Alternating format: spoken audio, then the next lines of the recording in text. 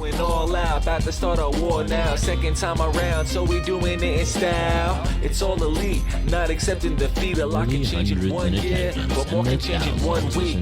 Believe the hype, the Let's get ready to podcast. We had it straight.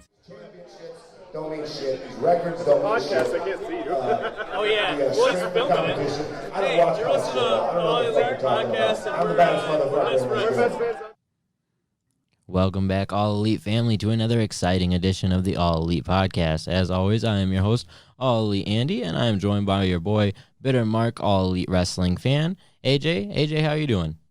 I'm doing good. Nothing new with me. How are you doing? I'm doing all right, man. You know, just been hard at work with, like, school and my regular job, shit like that. Taking care of my kid. She's been sick lately, so that's been a little bit... Yeah, it's tough, but I'll obviously have help with my girlfriend, and she does a lot of the heavy lifting with things like that. So I can't act like it's all me dealing with the struggle, but it is a struggle nonetheless. Otherwise, there isn't a whole lot going on in the world of AEW or wrestling in general, but we will have a couple of things to talk about nonetheless. Couple of different news things. We'll obviously talk about this week's episode of Dynamite and what they have lined up for that, as well as tomorrow's episode of Dark for anyone who will be tuning into that. So we'll go ahead and jump into all of those things here in a minute. But before we get into that, I do just want to talk about a little bit about last week's episode of Dynamite, because I was able to finally sit down and watch it. And there were just a couple of things that I really did enjoy, like the main segment, as many people were enjoying that, or they appreciated the build to it and that type of thing. I liked that. The Britt Baker thing that you had talked about was really, really bad. The promo that you had discussed. So there was that, and there was one other thing I can't remember off the top of my head that wasn't necessarily as good as you had explained it. I was like, wow, when AJ explained it, I thought this came off a little bit better. But nonetheless, it wasn't a bad episode at all. It was an enjoyable episode of Dynamite, but with me not watching it and discussing it last week, I figured I would at least give my brief take that there wasn't anything that stood out as extremely horrible. But there was nothing that, like, outside of the main event segment, which was what you had expected and sort of something they had built to. That was the thing that stood out, which was the intention, of course, of the episode. So, yeah, I want to know what that thing was now. Me too. I'm trying to think off the top of my head. Give me just a second to run through last week's episode, and I'll see if I can find it really quick. Yeah, dead air, AJ. That's exactly what people want. Well, what the hell? Well, I definitely didn't love the Kip Sabian. I'm anticipating it. No, the Kip Sabian and Janela segment was definitely something I didn't love. That match overall, it just didn't really deliver entirely. Oh, and I think it might have been the Pac and Omega thing. It wasn't bad, but it was just a little bit more awkward than I had anticipated it to be. I did say it was kind of right when they lost the match, so even I was a little confused by it, but it wasn't anything bad. No. It was just kind of the delivery of it all was just kind of strange to me. But otherwise, there was nothing on this show that was horrible or by any means something I didn't like. Like I said, the Janela and Kip Sabian match, it just felt like a throwaway match in a lot of ways that I was watching, and that was a bit of a bummer because I have a lot of hope for both of those guys in AEW, and hopefully they can turn it around and they can turn that feud around, as they have done with so many different things within AEW. So, yeah, I would hope so, but it doesn't look like we're seeing them this week, so who knows? Yeah, and as we discuss the events of last week's episode, let's go ahead and jump into the news. MJF's attacker at the end of last week's episode, I saw it as you had discussed it, and it was kind of, before we get into that, I remember what it was that you had said was so crazy that I thought was so stupid when I saw it. The teeth? The teeth, yes, the teeth. It was, when you had hyped it up, I thought it was going to be something. I thought it looked brutal. So, no, dude, no way, that was awful. She just kicked her mouth onto the ropes.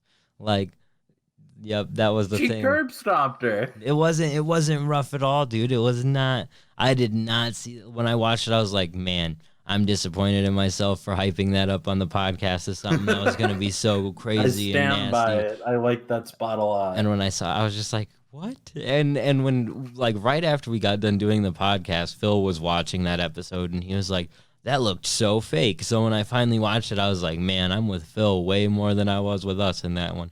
So nope, I liked it. There we go. That was what it was. But let's go ahead and jump into the news. The person who had attacked MJF closing out last week's episode wasn't a fan after all, as AJ and I had gotten into a pretty lengthy discussion about. It turns out it was Kazarian, which was kind of even worse if you ask me. Turns out Kaz thought that the segment wouldn't make sense with no one going after MJF to close it out. He thought someone would want to attack MJF for hitting that low blow. And while that makes sense, the thing that you should do, Kaz, is make sure that people know what the fuck is going on before you do this, because the camera guys don't know what's going on. The producer doesn't know what's going on. So they're like, cut. You don't want some crazy fan when it turns out it's just Kaz. And so the last 30 seconds of an otherwise awesome segment was left really like, what the hell? Yeah, it's sloppy. I don't know why you would decide to just run up the crowd and attack MJF without anybody telling you to do that. Kudos to MJF and Wardlow for reacting as they did, because it's literally improv in the situation of, you're like, oh, this was not in the plans, but Kaz shouldn't even have said that. We should have just kept believing it was a fan, because that would make more sense than Kaz running up. Yeah, so that was an interesting news bit that I thought, we had spent a lot of time discussing, is it a fan? Are they trying to do planted fans? It's not a planted fan. It's not a work. It's literally just Kaz. So there's that for you. And another bit of news that isn't totally important, but I do think is interesting. They're returning back to Boston and Philly in April. This is on their road back to Las Vegas for the Double or Nothing show. So they're kind of running the same type of route, but what I think makes sense to me, at first I was kind of like, well, that sucks for anyone on the West Coast who's anticipating AEW, but it kind of makes sense if they want to hit the East Coast really quick, then go to Vegas, and then start doing the West Coast run. So that's kind of what I'm expecting. Also, just going to the East Coast, you get a guaranteed good crowd, so it's not that surprising to me. But it would be disappointing for anybody on the West Coast. They haven't really touched the West Coast at all, have they? No, not huge, not really. Actually, not in any way, shape, or form. Which you have to plan things like that out, and it makes sense to hit the market where it makes sense, where there's a lot of professional wrestling fans. The thing that I guess is the most interesting to me is just that Boston and Philly are exact towns they've already ran. Maybe there were places in New York or other East Coast spots that they could have ran that weren't the exact same city, exact same spot, because it doesn't feel like the problem with not hitting the West Coast at all yet is it feels like we're kind of having to reuse things we've already done because we're not sure what else will work. I get that, but I also think of it as, just guaranteed. You're guaranteed to get a good crowd. You're guaranteed to get good ticket sales. And so, of course, you keep hitting it. Yeah, and I'm almost curious how big of they obviously want to sell tickets, but they're obviously also being kind of calculated in it. This is something I've discussed in our group chat a couple of times, but never on the podcast. I'm pretty sure that people take pictures when they're at AEW shows of that hard cam side being totally empty. I'm pretty sure that they're not really selling those tickets. And this isn't an excuse of no, they're not. They're frankly not. The point is that they're not selling it because what they want is to push people to the camera side. So while they're just obviously the demand still isn't there. So I'm not saying that these are technically sellouts or that the demand is there to sell those tickets. What I'm saying is that they're just purposely trying to push their fans onto that side of the arena. And so it goes to show that the demand it varies depending on where you go. And in a lot of instances, so I'm not sure how much they want to sell all of their tickets. Otherwise, they might all be on sale. That's fair. Yeah. You have a good point there. And when I was at the show, like you said, hard cam was totally empty and everybody else was filled and packed. So it makes perfect sense that they're just, in fact, not selling those tickets. It is a little weird when you're at the show, though. Yeah, and I get it from a business standpoint because as a fan, you would probably buy up those hard cam seats first before you're buying up the upper deck seats, because they're probably going to run for about the same price as well, because in general with professional wrestling, your hard cam tickets are cheaper because you're not focused on television. Like there's I don't know exactly what the reasoning for is it, but even like with Raw and SmackDown shows, the hard cam side, I'm pretty sure, is cheaper than if you're going to be the side that's focused on from the hard cam. So based upon that, I think that it makes sense from a business standpoint to push the crowd where the camera's going to focus on them. But it's an interesting note, I guess, just of they know they're not going to sell out entirely in some places. So I just don't know how much they care. I guess they don't very much. And in Atlanta, they're not selling the upper deck even. So there's that. So I don't know what their plan is, but I guess it's just to make it look good on TV, which it has been, to be fair. Yeah, but at that point, I would almost wish that they would do more venues that are like, Smaller. smaller and like, I can't remember the name of the venue, but the stadium type venue that they did where that whole side was the wall. The one, God, it's escaping me. Daly's Place. Yes, exactly. Daly's Place. That venue. I wish they would do more things like that if they were not totally interested in filling out a whole arena anyway.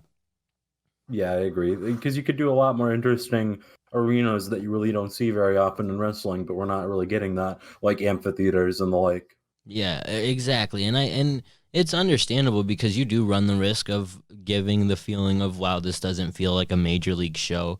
But you have to try different things to sort of give yourself an alternative appeal. And I think doing different types of arenas of smaller scale, like it doesn't even have to be like a 1,000-seat arena, but maybe like a 6,000 instead of a 10,000 would be a smart way to go about it. So we'll have to see, but it's nice to see that they're going to obviously continue running in cities that they know they draw well in. That's why I'm hoping that they do well in the Denver area and things like that, because then they'll stay wanting to come around where I'm at. But looking at the tickets there, that's another place where they haven't put those hard cam seats on sale yet. So it's fair to say that demand isn't huge.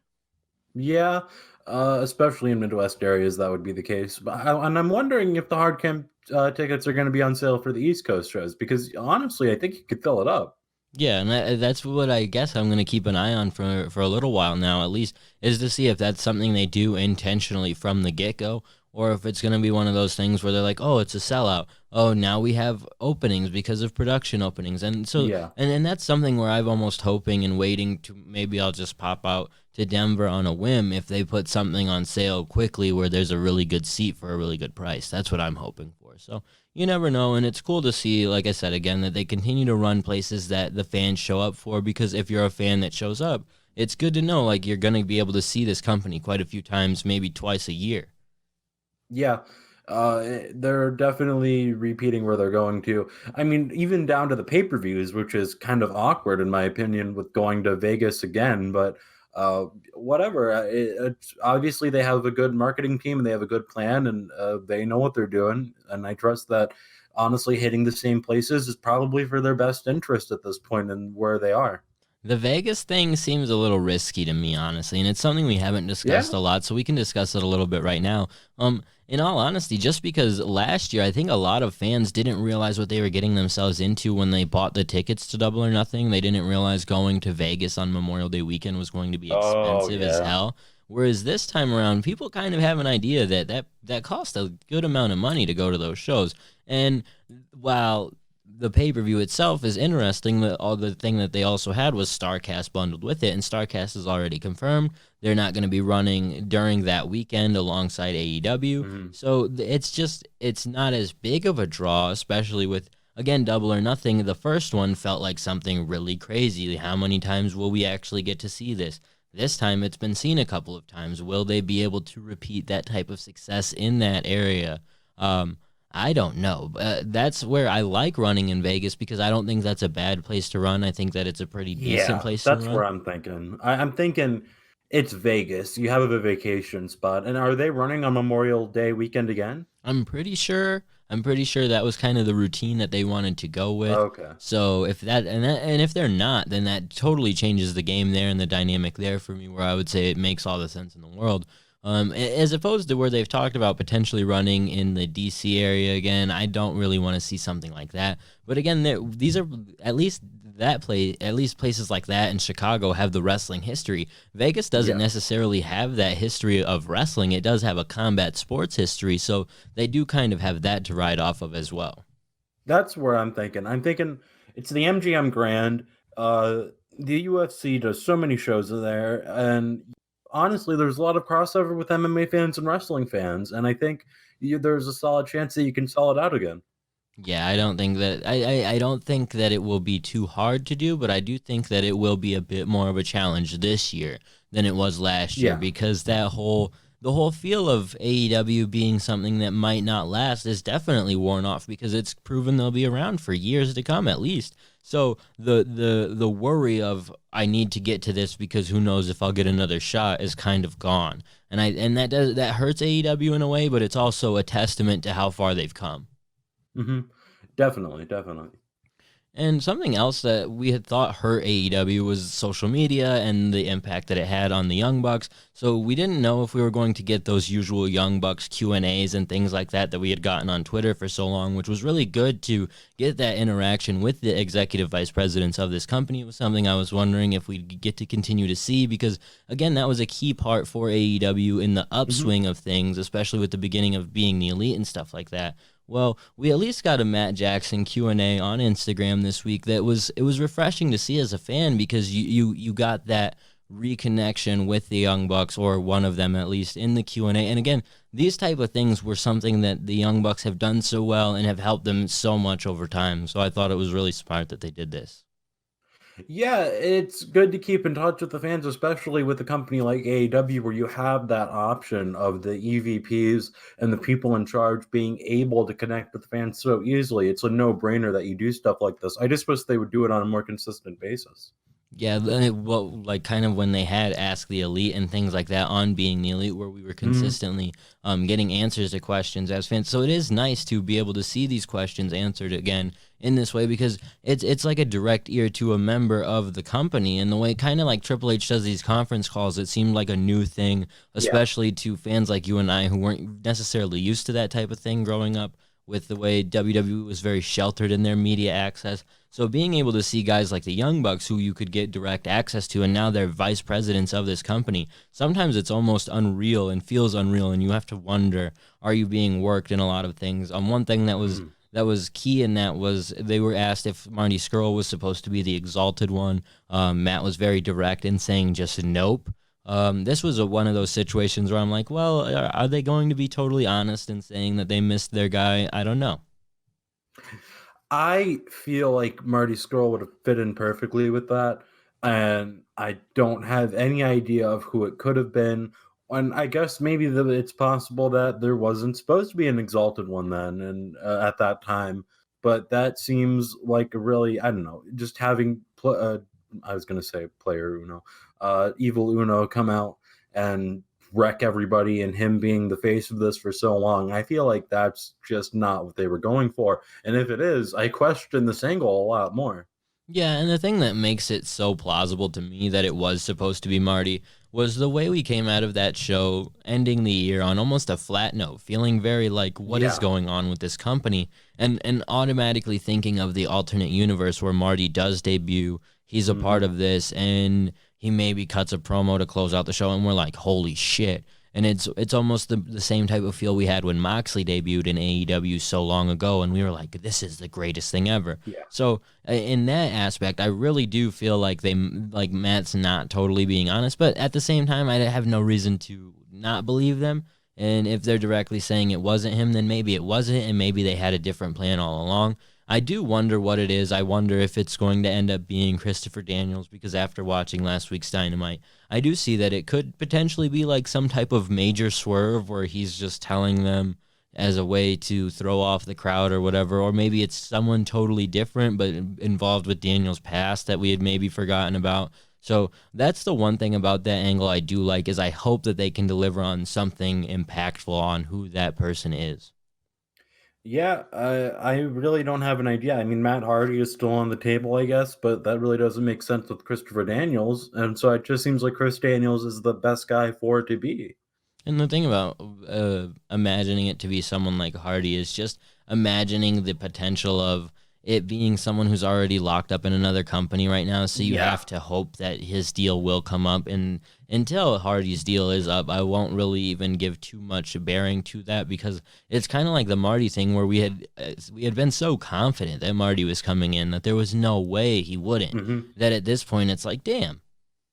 And who knows? I mean, there were some reports stating that his deal with Ring of Honor could allow him to work with AEW, so maybe he'll still be the exalted one. And for Matt to say yes would kind of been spoiling it, so he has to say no. That's possible. I feel like I I feel like him working in other companies means NWA Power and things like Impact if he wanted to. I doubt they would want him on AEW, but who knows? Maybe. Well, they really wanted him to commit to Yeah, Ring of Honor. they They sure were did. willing to give him booking power. They were apparently giving him enough money to want to stay. So with those things involved, I think that it is potential, like that they would have given him the option to sort of do another a run there or something like that. So we'll have to wait and see, and who knows. So I think that it would be interesting, something like that. Another thing that was interestingly teased in this Q&A was Matt Jackson saying a team that he would like to face, just saying FTR, obviously a reference to the Revival, and a little bit of a mini feud that these two teams managed to develop over social media that would automatically kick things off in AEW on a hot way. This is one that looks like it could be guaranteed to happen in the next year or so. I would love to see it, but it's again sort of the Matt Hardy thing of like I don't want to give it too much thought because you You never don't want to know. count your chickens this early when they're still locked up in another company, like you said. But the Revival have consistently been upset with their position and where they are in WWE, and it just seems like that they're ready to leave and jump. Not even if they. My thinking is, hell, I don't even know if the Revival is going to jump to AEW with ROH wanting talent so badly because they lost all their guys. For all we know, they end up in ROH. But at this point, it seems like it's just destiny for these guys to face at some point down the line, like you said, within the year, probably. Yeah, the one thing I would say is if AEW has been seriously wanting this team, I would have to imagine that the reason they haven't had the money to go after guys like Skrull super hard is because you hope that they have been putting money aside for guys like this that they know will become available down the line in the year. Because this is a team that they will command a decent pay rate. They're turning down $700,000 contracts apparently with the WWE. So it's worth noting that they're obviously going to get a decent pay rate, and they're a team that I would love to see brought into AEW and get run. So it's interesting, just obviously Matt making a direct reference to it and the potential of that feud. But the one key thing about the Revival is we've seen so many guys ask for their release and then re-sign and then or be teased to potentially come to AEW, kind of like the Club, and we thought for sure would, and they didn't. This is a team. Was a shock. Well, and that's the thing is the Club I thought would be in the position of the Revival. I almost thought they would be reversed where the Revival would have re-signed already. At one point, I thought they did re-sign. That's what I thought too, but yeah, I guess not. Yeah, obviously not, and that's the cool part about it. And the interesting part about this team in general is that I'm interested to see where this goes because they were the group that I thought would take the money and sort of stick around. And it's interesting to see that maybe that won't be the case. Yeah, and they have way more potential outside of WWE as a tag team because honestly, tag teams in WWE just suck. Like the tag team divisions are never interesting. Vince doesn't like tag teams. He's been on record saying that because he doesn't like the fact that if one guy's injured, then the whole team is down. So I don't know. I think it would be a perfect fit for them to go to AEW and just tear it up. Yeah, I think they missed the opportunity at really elevating them within the last year. And they were so bipolar with that team in WWE with potentially pushing them and at times making them look like jokes. So it's clear that they kind of just want the control of what their creative is going to be. And you assume that they're likely not going to get that. But the reason that I would almost think they could, and it could be potential of it, is because of the fact that like this is a feud. Those two versus the Young Bucks. It's kind of like the same as the New Day versus the Elite in the fact that it's like a super feud in wrestling. And it's not between two guys; it's between four, and it could be a big seller. It's like one of the super fights in wrestling. I think that there really is in terms of cross promotional potential. Yeah, absolutely, and I don't know the Revival. Not only that, like because that's a big factor, sure, but more importantly, the Revival are just damn good. They're a damn good team, and you haven't really seen a team like a unit of guys come out of WWE in a long time, but goddamn, they've torn it up and they are such a good unit. And it's great that they're sticking together. They know that they're a package, and they know that they're a team, and they know that they can tear it up as a team. So I'm just going to double down that AEW would be the perfect place for them, because there's no other place in the world where they're going to focus on tag team wrestling like AEW is. Yeah, I agree with you 100%. And it just makes sense. It would be such a perfect fit. And they've held out for this long that if they don't get guaranteed that creative control with what they're doing, I have to assume we'll see them within AEW at some point in the next year, which is, it's really exciting to think about the guys that we could see in AEW within the next year or so. Yeah. And within the next year, they were also asked who they thought would be the biggest star in the next year. And of course, Matt Jackson says Hangman Page, which makes a lot of sense. He's someone that they have been very big on wanting to push. And now it's starting to really connect with the fans, and the gimmick and the ideas that they have surrounding him are really helping him get over and helping that push become established within the fan base, which was the most important thing that we really weren't getting at first. Yeah, and really it makes sense because of how over Hangman has gotten. Like, naturally, just over. This guy is the highlight of the show almost consistently. If Cody's not doing something, or if one of the main guys isn't doing something. As far as the young talent they have, like we were talking about, Hangman is basically their ace, like from the very beginning. And what's interesting is seeing him really start to elevate, seeing MJF really start to elevate. That was two guys that we were talking about could be like a really lifelong feud in a company that we weren't sure how long it was going to stick around. Now we're getting into almost a year into things, and they're really starting to elevate. And it's to a point where once those two get a chance to feud for like a top type of reign, or maybe even a title situation, that could be really interesting and really good. When we first saw them match up, it really wasn't much to talk about, you know? Yeah, it wasn't really anything. I mean, it was a good match, but there wasn't anything. There weren't any stakes involved. There wasn't any big match feel other than, man, these guys could be the future someday. But that's someday. But that someday is getting closer and closer, because Hangman, goddamn, and not only that, MJF is basically the top heel in this company at this point. I don't know if you'd agree with that, but I don't know who else would fit that role. Yeah, I mean, you could argue Jericho for sure in terms of. Oh yeah, but it's like he's a quasi heel type of thing too, because people sing his theme song when he comes everybody out. Loves Jericho. Yeah, he's a big reason that people tune into the show, undoubtedly. So you have to agree with that. And so yeah, I think that the biggest reason I make the point of that is just because it's interesting to see how we've gone from that point of, well, the first time we watched the match, we were like, well, this is going to be a great feud, where now it really has the makings for that type of thing when they do eventually cross paths again. And I think that will be a fun thing to keep an eye on as they really start to elevate and come into their own as top guys in the company. And it was something we had talked about for a while, where there weren't a lot of people that we felt they had elevated. And while I still will say there aren't a lot of lower card guys that they have really brought up to make me care a lot about, they have done a great job with these two guys who they needed to do a good job with. So it's fair. Yeah, they've absolutely done an amazing job with MJF and Hangman Page, if no one else. Well, and it gives you confidence in the idea that guys like Jungle Boy and Sammy G and Darby, that they'll do right by them, because they eventually have done right by these guys in MJF and Hangman, who, while they were both semi-popular at the beginning of AEW, the things that they have done with them in storyline since have been magnificent and compared to what we had initially gotten. So I love it. The last thing of this interview or Q&A I want to talk about with Matt Jackson, he talked about being the elite. He was asked if they ever thought being the elite content would make it onto Dynamite, and my favorite part of this was his answer, and saying that he knew being the elite was kind of like the redheaded stepchild of AEW, and it didn't need to be featured in a main way.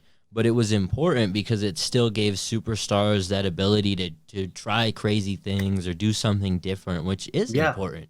And it is nice because it's true. Like, and I'm glad that he wasn't like, yeah, I would love to see my being the elite on TV, because it is kind of the redheaded stepchild in the sense that we do come on here and shit on it sometimes. But it's nice to see that he understands that kind of. Yeah, and it's also a fair point that you can try things that you wouldn't be able to try on TV on being the elite. You can see gimmicks that you wouldn't think necessarily would work. Like, for instance, Hangman Page being an alcoholic seems ridiculous on paper, but they started on being the Elite, and lo and behold, on TV, it's working great. Yeah, exactly. And it was something that, like you said, when it started out on being the Elite, you were kind of like, what is this? But you started to understand that it was something a little bit more once they were able to flesh it out on television. Yeah. But without that initial, and that's the good part about it too, is you don't have to tune into being the Elite. But when you do, you have it's kind of like an Easter egg type thing where you see these things that are like, oh, cool, I get that before everyone else. Yeah, that's always fun, and it's always interesting to just kind of see where they might be headed. Yes, exactly. It's cool to see just that where they're kind of heading, and they kind of teased a lot of things early. With the Hangman thing is the main one worth noting because they had referenced so much of that beforehand. So it's cool to note. And being someone who doesn't tune into being the Elite all the time, I have tuned in a couple of times recently, and it's kind of refreshing to see like how they continue to make things interesting on that show and you get that other side of things. Yeah, it's always nice to come back to being the Elite after a break. I don't know what it is about that. If you make me watch it every week, I hate it. But whenever I just like take my time and I watch one, I end up watching like 3 others at the same time. Yes, exactly. It's one of those things you like to binge watch because once you watch one, you're like, oh, this is great. But if you have to tune into one every single week, you kind of start picking out all of the stuff that you dislike about it because you feel like it's a chore to sit through sometimes. But when you want to watch it, you want to watch a lot of them. Yeah. And that's the great thing about it. So that's good. They have also announced a couple of matches this week. We were talking about guys that we want to see them push in the future and that we hope to see elevated. Sammy G being one of them, set to face Dustin Rhodes in a rematch from the Homecoming episode. Sammy G won that match. If you follow us on Twitter, you already know how I feel about this one. I hope that Sammy G wins. It makes no sense to do the 50-50 booking thing here. Not with them. Yep, just kind of give him an established, like this would establish him, like he's the real deal kind of guy. hmm I would really hope that Sammy G is going to come out on top on this one. I'm with you here. I don't see why they're doing this again. It kind of bugs me that they're doing this again instead of maybe, I don't know, because you did such a poor job with Janela and Sabian, maybe doing something with them instead to try to redeem that. But no, here we are. And so I don't know what the point of this match really is. I would much prefer to see Sammy G wrestle Joey Janela or Kip Sabian. I know that. The one thing that I do think it helps is it sort of lengthens out because we are 3 weeks away from the pay-per-view. They're obviously trying to build towards some type of Sammy G match with Darby. So if you have Sammy have a match with Dustin and maybe he destroys Dustin and Darby gets involved, it's a good way to sort of introduce that match officially because there is something there, and I think that's kind of where we could be headed. So I like that, but my main and the most important thing of all is that I need or want to see Sammy win this one. This isn't a match that he can really afford to lose in any way, shape, or form, if you ask me. Not if he's going into a pay-per-view match, man. Not if you're trying to build him up. I don't see the reasoning in that. And I mean, yeah, you can do the 50-50 booking, have him lose, and then have him win again, but why? There's really no point to that when you can just have him win here or just not do this at all. Yeah, and I think the biggest thing is I just don't want to see him take that role in a stable where he's kind of the job guy or the geek. I kind of want to see the inner circle in general be guys who are really all taken seriously and can all win and can all be legit forces. So a win here would kind of establish that. When I went to AEW, my friend specifically asked me, is AEW or is Sammy G the jobber guy of the inner circle? And I was like, no, he's not. Well, because I don't want that to be the case, but you know what? Maybe they are positioning to be that, but I really hope that's not the case. Well, and the thing worth talking about in retrospect to that is he did the gimmick of Lodi where he's kind of holding up the signs and the cue cards, and Lodi was kind of more of a jobber superstar if I'm not mistaken. So so with that being like at first we really loved the gimmick, but when you pair that gimmick with someone who starts and he's not even someone who's taken a lot of losses, I don't think. But this is why a win not here. Since the reset. Yeah, that's why a win here is important. I think he has that one loss to Mox, which was somewhat of a number one contenders match. But other than that, it's interesting, I guess. So, Interesting is a complimentary word for what this is to me because I just think this is kind of stupid. Yeah, it's stupid if he loses. That's my biggest thing. So, and then another match that AJ definitely doesn't agree with, MJF taking on Jungle Boy. And this one isn't one that I necessarily agree with either, in terms of we want to see guys like Jungle Boy and Sammy G really elevated and pushed up as stars. But instead, we're in this position where he's probably going to lose to MJF. And that's Jungle Boy just keeps losing. Here's my hope. My hope is that they have such a great match, and this is not going to happen. They have such a great match that it doesn't matter that Jungle Boy is definitely going to lose, because he is. And if you don't think he's going to lose, then watch RoadTube, where they put him over like crazy just so you think he's got a fighting chance. Is that it's such a good match that you don't care because Jungle Boy just looks so damn good coming out of it. But that's my only saving grace here, because there's no way Jungle Boy comes out on top here, right? Well, AEW loves to book matches that really put me in a position where I know someone's going to lose, and if they win, it would just kind of piss me off even more, because I love Jungle Boy, but I don't want to see him beat MJF at this point anyway, not even under any shenanigans or any, like, maybe Cody could do something, but why would MJF even be worried about Cody's theme song, or the same old spiel that happens with wrestling, the same old trope, because Cody can't touch him anyway. Why would Cody touch him at this point? I guess Arn Anderson could come out, but that would be awkward as hell. Yeah, so just in terms of that, and I think this made, like, maybe they're trying to set up a Wardlow versus Luchasaurus match at the pay-per-view or something like that. So otherwise, I don't really totally understand why Jungle Boy has to be the one in this match. It'll hopefully make more sense when we watch it, but going into it, I don't love it, because, like I said, it's just I hate that I don't even want Jungle Boy to win. Yeah. That's a kicker. You're right, and I wasn't even really considering that. You're fucked here. Frankly, there's no winning here. There's absolutely no way that I'm going to be happy. Jungle Boy's gonna lose, or if he doesn't, then MJF looks stupid going into the biggest angle, arguably the biggest angle that they have, I guess, next to Mox and Jericho. But honestly, I feel like this one has been built up even better. Yeah, I agree with you. So it's just it makes the most sense for MJF to win. And like I said, that's always a disappointing thing. Like, not that I don't want MJF to win. It's just like I would rather be rooting for Jungle Boy, but there's no way I can, as someone who likes a better story than to see my favorite wrestler booked in a way that I want them to win. I would rather see a better story here. So I want to see MJF win. He needs to go into this match with Cody on a tear. And I guess in that circumstance, it kind of makes sense for him to beat Jungle Boy, because Jungle Boy has just a little bit of hype behind him, a little bit because of that match with Jericho, but it's not a lot to me, and I don't really give it a whole lot of credence anyway, because of him still suffering many losses since then. So I think it's important, but I don't know how important they've made it. It's not continued to be important, because, like you said, it's not like he's gone on this crazy winning streak.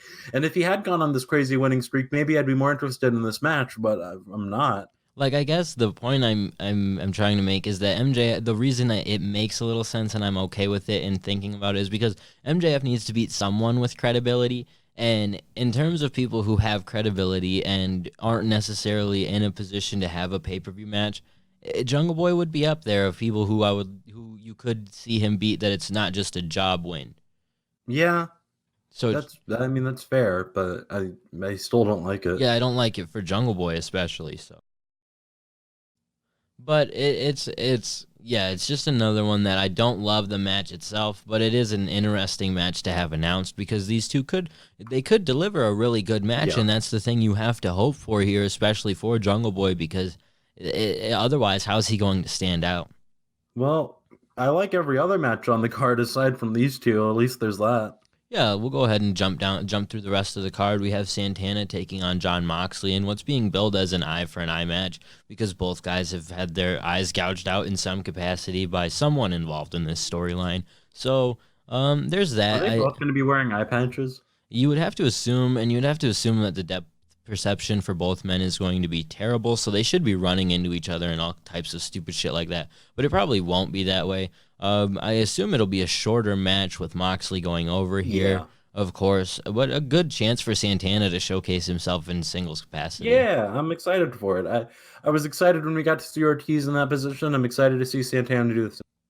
The one And reason, Santana has a little more reason to be pissed here, which I like. yeah, there's that, and I also just kind of prefer Santana a little bit because I feel like he takes himself a little bit more seriously, not doing the little cat paws thing that Ortiz does. I get that Ortiz does it as a Bro, like I don't even know what you're talking about. you don't know you have to know. You're fucking with me, right? No. The thing that he does with his hands where he's like messing around like a cat. Okay, I'll have to show you a gif at some point, but yeah, Ortiz does this ridiculous thing in the middle of matches where he's like, I'm a cat. And it's like the most stupid thing, and it's like, okay, but it kind of just like pulls me out of thinking of this guy as some legitimate serious character when he does this outrageous like cat like taunt.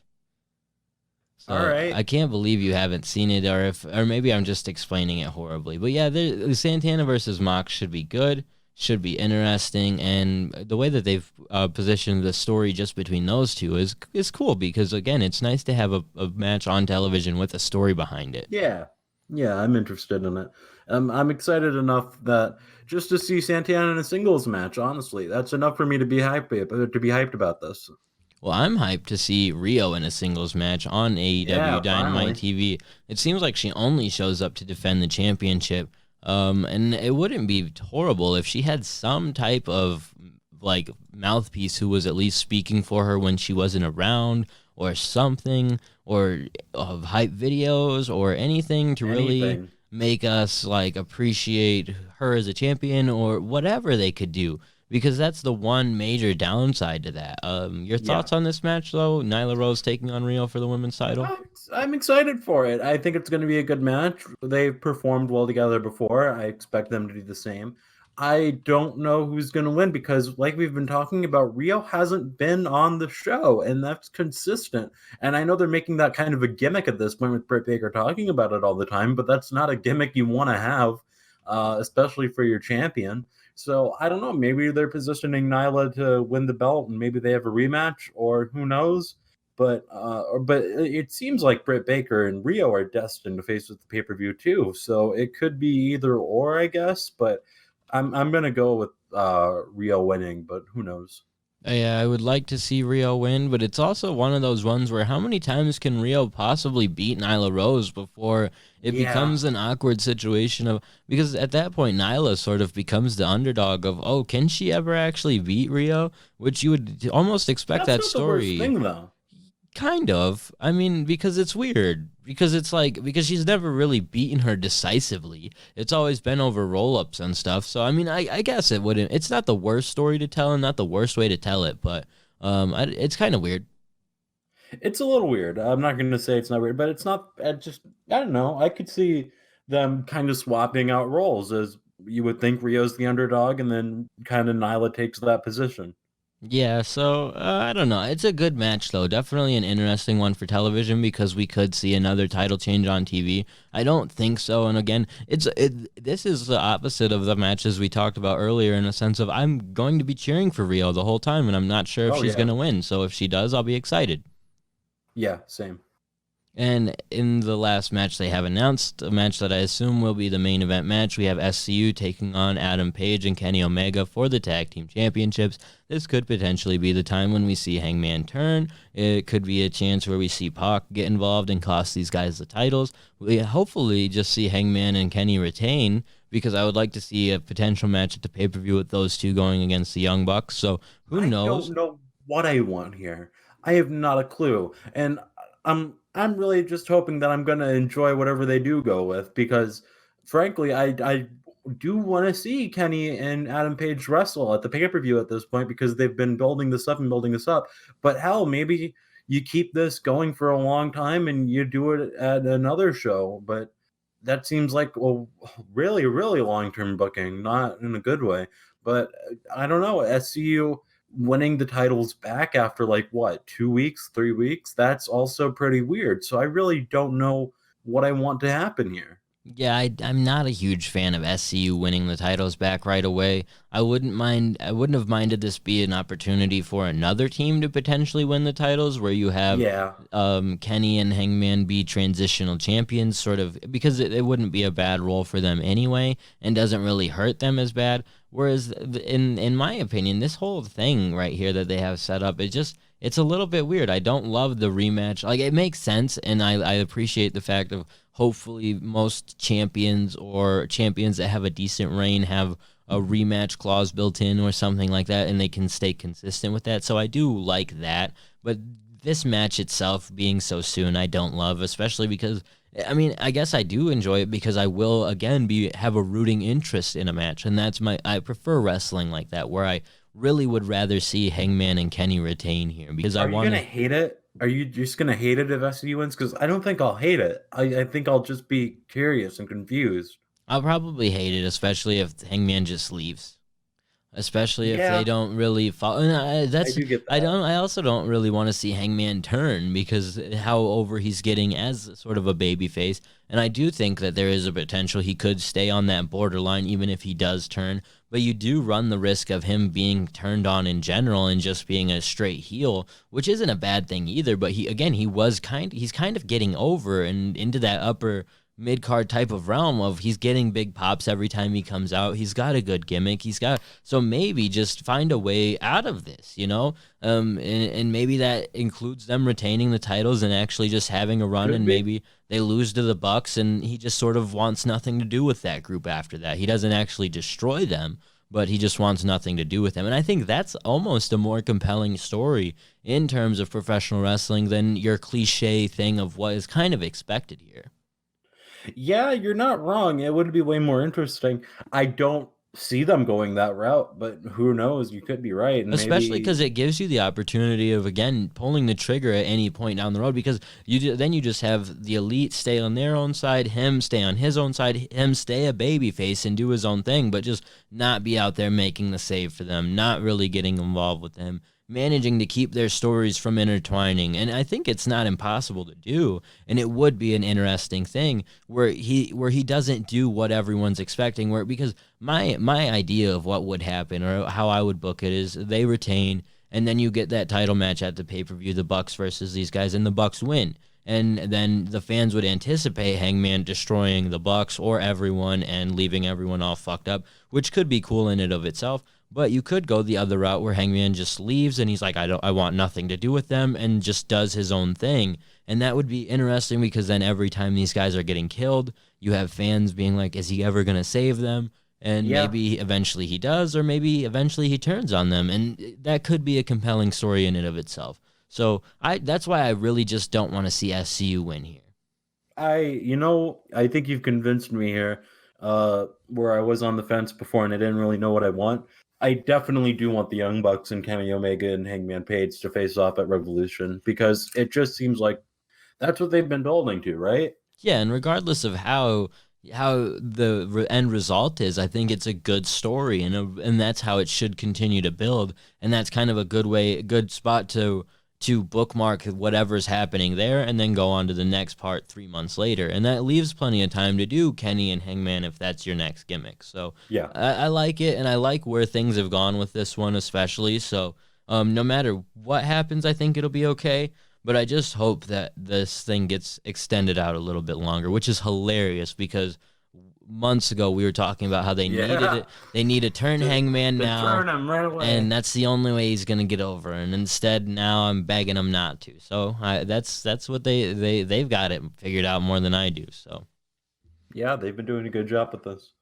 Which is, again, it's funny how it works with this story, and kind of one of the biggest reasons I think I'll continue to always give AEW that shot. Because we've always had that issue with Hangman where in the very beginning we hated what they were doing, and now they've really turned it around to where it's something that it's kind of the thing we enjoy the most. Mm-hmm. Absolutely. I mean, at least for me, I know I'm always looking forward to see Hangman, whatever they're going to do next. So yeah, absolutely. Yep. So nonetheless, a decent, if not really good episode of Dynamite lined up for us this week. Let's go ahead and quickly talk about tomorrow's episode of Dark. They've got a decent little card here for us. We have Rio taking on Shoko Nakajima. Not too familiar with Shoko myself. She may have had a match in AEW because the name seems sort of familiar. The name does seem, doesn't it? But I'm not totally sure. If not, I may have seen her just in some other capacity, in some other independent or something like that. So it should be interesting, but probably just, you have to assume an easy win for Rio. If not, what a dumb place to put someone else over. Yeah, god damn, that would be terrible. Yeah, so yeah, that's an easy one to discuss there because there's not a whole lot to dig into there. Just a good way to elevate Rio, you would assume. Again, this one of all matches, like you should have put Joey and Kip on Dark and this match on Dynamite because you should be showcasing your women's champion more. Absolutely. She was a ratings draw, like maybe not like huge draw, but there was literally a proven, like at least at one point talking about how there were teenage girls tuning in to see her. So if that was something like, why isn't she featured consistently? So that's a mistake, if you ask me. Putting Rio on Dark is absolutely a mistake. Any chance you have to get her in a match, you should be doing that. Exactly. But two people who absolutely belong on Dark, if you ask me, Jimmy Havoc and Sunny Kiss. They will be on this week's episode of Dark. That is probably a little too harsh. Both. You know what? I was going to say, Jimmy Havoc on this Raw 2 cut a good promo. He's trying to position himself as coming back after like these 2 months of being bum. I'm not excited for it necessarily, but I'm excited to see Havoc get a win. You want to talk about one guy I do not want to see get a push right now? Jimmy Havoc. I mean, no offense to the guy, but as we've seen in how it works with everyone else, if they can't get Joey over, but they can do something with Jimmy, I'm gonna lose my shit. I like Jimmy Havoc. He's fine, but he just doesn't. He's not very visually appealing at all as a professional wrestler. And in a company filled with smaller wrestlers, it's unfortunate when you're the guy who stands out and you're like 6 foot. So because he looks like a regular Joe, dude, which is good in some ways, but in other ways it's kind of like fuck. I kind of like it, like you said though. In a lot of ways, that's good because in the promo he was saying like I'm not the fastest, I'm not the strongest, but I've always been like he's dangerous. Like he's just a guy to look out for. He's a guy who can fuck you up, and he's like a barroom brawler as we saw with Excalibur. So I don't know. I think there's some semblance of like, man, he's just like a gritty guy. So I don't know. He's over with me, man. Well, that's kind of the thing about it too, is the fact that there's really no bearing to him outside of I am not talented in any shape of way, but I'm edgy and I will try to kill you. And it's like, okay, at this point, I'm not saying you're wrong. I'm just saying I like him. Hey, that's great. And to some people, again, that is appealing, and especially in the wrestling world, that is, you can fit that niche. So in some ways that's good, but it just, I mean, and maybe you've kind of turned me around on it where I do think there is a role that he can play in this company. So yeah, I mean, Havoc is fine, and this should be okay and a decent little showcase for him. I would like to have honestly see him kind of get an edgier more heel side in this one, especially matched up against someone like Sunny Kiss. So this would be a good spot to do it, I think. Yeah, it was kind of like he was kind of playing a tweener before, when really she shines as a heel because it's his gimmick. His gimmick is just being a shitty guy who fucks people up. So if anything, I'm excited to see this, if only for that reason. He'll just be able to beat the hell out of Sunny Kiss, or if not, then goddamn, that's gonna be weird. Yeah, and oh man, imagine if Jimmy Havoc loses to Sunny Kiss. that would be hilarious, and I would not mind talking about that for like 10 minutes on our next podcast just because of how much I would love it. But again, you've kind of turned me around on it because I'm thinking of Havoc as kind of this tweener babyface that he's been presented as for a while on AEW and on TNA Impact when he was there. But in his time in Progress Wrestling, when he was that schmarmy bastard evil like guy, he was one of the best bad guys in professional wrestling and can, if given the opportunity to tell a type of story where he can sort of stab someone in the back or rip them off or do just be a scumbag like he looks like, then it would be perfect. And I would like to see something like that. So in another match that kind of in the same vein as Rio versus Shoko Nakajima, we have Hikaru Shida taking on Cassandra Golden. Someone I definitely know hasn't appeared in AEW, might just be a one-off appearance, have no idea about who she is. Maybe she'll get a chance to shine as some people have on Dark, but I just assume this is going to be, again, another good feeder for Hikaru, which is cool because I like Hikaru in her role that she is still being continued to push as one of the top 5 women, despite not really having a big gimmick or a voice in that division. Outside of the top 5 women, she's one of the only ones who's just doing it purely off of her ability. Yeah, Hikaru Shida is God, she's great. She's been consistently great, and I'm glad that she's still present in the rankings. I'm glad that she's still present in the company that they're using her because she really is a fantastic wrestler and somebody you can use to not only get her over, but get other people the experience they need because she clearly has it.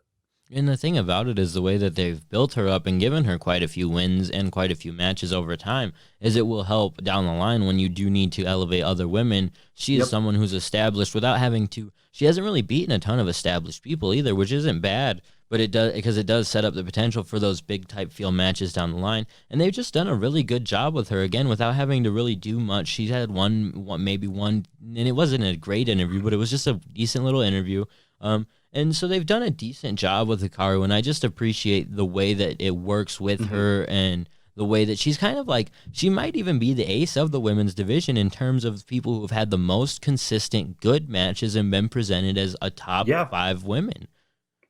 Because Rio doesn't get a It's lot of definitely matches. Arguable. Rio isn't around as much. If not, Rio definitely would be the undisputed ace, and maybe she is the ace. But Hikaru Shida, like you said, she just has consistently good matches. Or if the match is bad, you can tell it's not her fault, which is, I don't know how much of a saving grace that is, but you can tell that she's always the stronger competitor in the match. Yes, absolutely. So good for her. And she's someone that very quickly, if given the opportunity to, and we say this kind of a lot, and I think that it might be a negative thing in art and for us is I always want to see someone turn, but she's someone who down the line, not right now, but Oh, 6 yeah. months down the line, if That would she be were sick. to get that heel turn and sort of, because I think one of the things that makes her like hard to stand out is she doesn't have much of a Character. gimmick or a character. So if she were to turn and just be evil and Yeah. just like adapt that type of gimmick, I think it would be interesting and could be good for her. So establishing her as a force, as a face, but not really having much of a gimmick and still sort of mysterious in ways can be positive down the line. Yep, absolutely. And speaking of mysterious, in the main event, we have the Dark Order taking on the Jurassic Express.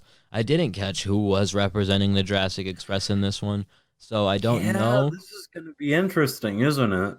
Not really. I imagine the Dark Well- Order is going to go over, and that fucking sucks. Isn't that a problem? Like, you can't have the Dark Order lose because if the Dark Order loses, then That's they what are they just a team of jobbers. The thing is, if And- they had just done like John Silver and whatever his name is against the Jurassic Express, you could have had them lose, and it still tells the story, and you could Does it still. though? Eh, I don't know, because they're like not. They're supposed to be elevated now that they're in the Dark Order. That there's something that they weren't before, and if they just keep losing, then it's like, what's the point of joining the Dark Order? that's fair, and that is a good point. So I guess you're right. And again, even more reason why the Jurassic Express will probably lose, even though they're a team that should be winning all the time, and should have been elevated a lot more by now. And just adds more to the fact that if Jungle Boy is in that match, his match against MJF is even less like interesting to me. And I would hope he's not. well, but if he's not, you're really gonna put Luchasaurus in that match to lose? Like I wouldn't. I wouldn't either, but I'm not booking. That's your only option at that point. So. Yeah. I don't like this. I'm not gonna lie. This is not something I'm excited about because it just means that somebody's gonna lose who shouldn't lose. This really isn't a match that should be happening on Dark. Like, if you're gonna do this match, cool, but build it up and make it something where it's exciting and oh man, who's gonna win and who do I want to win? And it will actually matter in some aspect. You can have tag team angles going on without it being the tag team title on the line. Yeah, and I think the one thing that is fair is we're super biased to the Jurassic Express because we just want to see them win all the time. But it's probably Yeah. because we see them lose all the fucking time. So Right. that's where it would have been more beneficial to have given them a couple wins along the way because I totally get putting the Dark Order over them here. It's another one of those matches where I'm like, well, fuck, I don't really want to see you do it the other way, so it makes sense to me, but it's like, man, I would rather see the team I like win or be booked in a way where I think their future's going to look better. And none of these guys look like they're going Yeah. where they should be. And Luchasaurus and Jungle Boy both looked like guys who should have been really, really elevated a little bit more by now. hmm I hate this match. I'm not gonna lie. I'm not excited to see this. only gonna watch it just for the morbid curiosity of who's gonna win if I don't look up the spoilers beforehand. Yeah, and the one thing I'll give them is it at least could be a good match because the Dark Order and the Jurassic Express have talented wrestlers, but that's about it for me. Yeah. But that basically wraps everything up we have for this week's episode of the All Elite Podcast. AJ, you want to go ahead and plug your social media? You can follow me on Twitter at BigMatchAJ, and you can follow me on Instagram at AJTheFitzy. And as always, you can follow the podcast on Twitter at All Elite Podcast. You can check us out on Facebook at facebook.com/AllElitePod. We're also on Instagram at All Elite Everything. We're on YouTube at youtube.com/AllElitePodcast. If you're watching us on YouTube, make sure you push that subscribe button. And if you're just listening to us regularly, make sure you subscribe on whatever platform you've got. We appreciate all the support we get. And until next time, thank you guys for tuning in. See ya. Bye.